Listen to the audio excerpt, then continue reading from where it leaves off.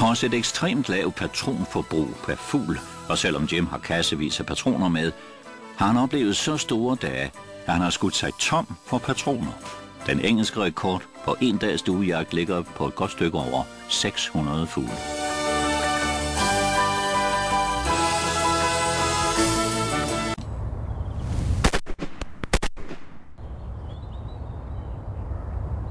Maskinens evige rundgang er meget effektiv som trækplaster.